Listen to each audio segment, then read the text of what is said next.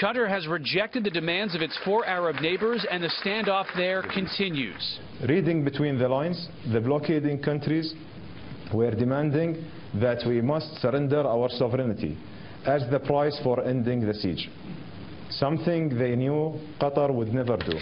Saudi Arabia, Egypt, the United Arab Emirates, and Bahrain want Qatar to cut its support for the Muslim Brotherhood, close the Al Jazeera network, and eject the Turkish military presence in Qatar. Those among a list of more than a dozen demands they want Qatar to agree to in exchange for ending their month-long blockade and isolation campaign.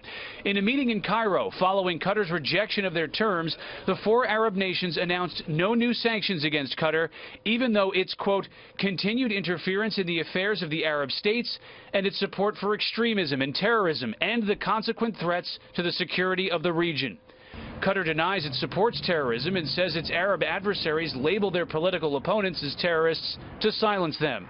The United States says Qatar has improved in fighting terrorist financing, though it must continue addressing the problem. President Trump has sided with Saudi Arabia and its allies against Qatar, while Secretary of State Rex Tillerson has taken a more measured approach, trying to broker an agreement to end the dispute, as the State Department acknowledges this crisis could take much longer to resolve. It could drag on for months. It could possibly even intensify. The Secretary will remain engaged. He's been very engaged and has made himself available to all sides of this matter. We continue to stay in close contact with all of them, and will continue to do so. A State Department official says Secretary Tillerson will continue discussions with the feuding allies as he travels through Europe this week and next. The official says the Secretary spoke yesterday with Saudi Arabia's new Crown Prince. Qatar says it is persisting through the blockade. Its ally Turkey is shipping goods as Saudi Arabia has closed Qatar's only land border.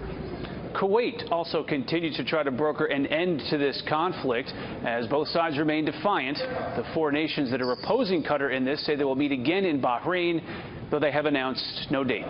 Brett. Rich Edson at the State Department. Rich, thank you.